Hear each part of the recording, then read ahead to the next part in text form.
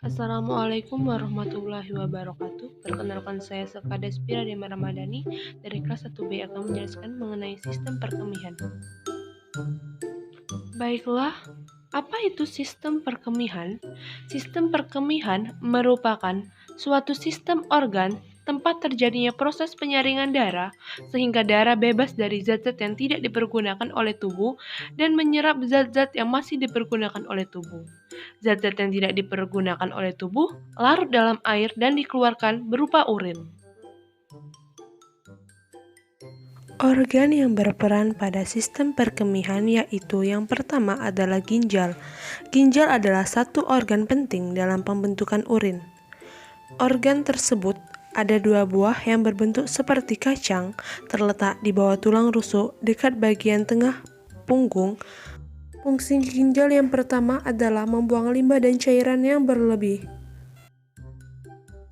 Yang kedua, menyeimbangkan kadar air dan elektrolit.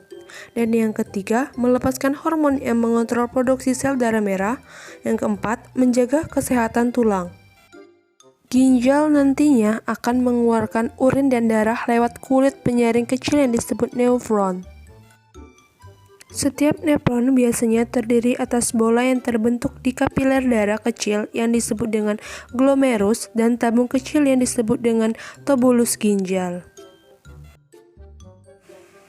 Selanjutnya yaitu ureter, bagian dari saluran sistem perkemihan yang bertugas untuk menghantarkan urin dari ginjal ke kantong kemih. Ureter memiliki bentuk silinder yang panjangnya 15-30 cm dan diameter 1,5 cm. Selanjutnya kantung kemih. Kantung kemih merupakan organ yang berongga yang berbentuk segitiga dan berada pada perut bagian bawah. Organ ini ditahan oleh ligamen yang melekat pada organ lain dan tulang punggul. Dinding kantung kemih juga akan mengendur dan mengencang agar urin dapat tersimpan. Pada kantung kemih yang sehat biasanya dapat menyimpan 300-500 ml urin selama 2-5 jam. Yang terakhir yaitu uretra atau saluran kemih.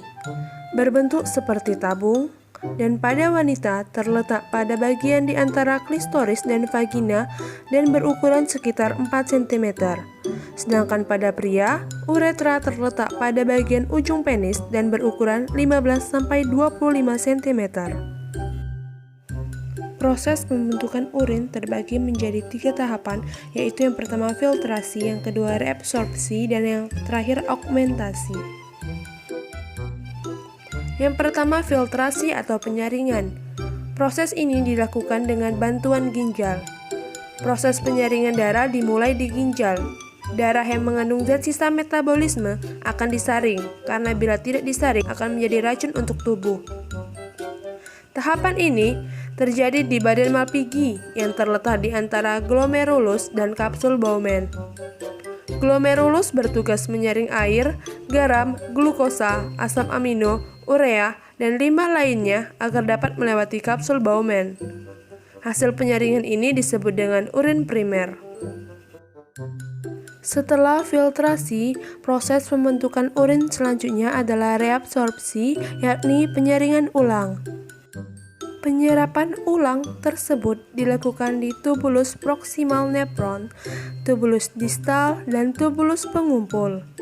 Zat-zat seperti air, glukosa, asam amino, natrium, dan nutrisi lainnya akan diserap kembali ke aliran darah di kapiler yang mengelilingi tubulus. Hasil dari proses ini adalah urin sekunder. Tahapan yang terakhir yaitu sekresi atau augmentasi.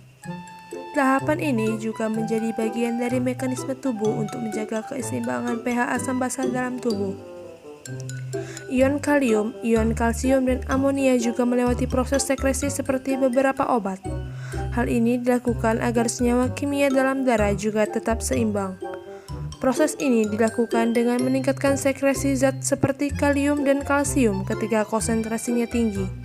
Selain itu, penyerapan kembali atau reabsorpsi juga ditingkatkan dan mengurangi sekresi ketika konsentrasinya rendah. Urin yang dibuat oleh proses ini kemudian mengalir ke bagian tengah ginjal yang disebut panggul, di mana ia mengalir ke ureter dan kemudian tersimpan di kantung kemih. Selanjutnya, urin mengalir ke uretra dan akan keluar saat buang air kecil.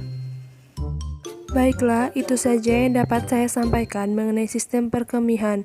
Mohon maaf apabila ada salah kata. Terima kasih dan Assalamualaikum warahmatullahi wabarakatuh.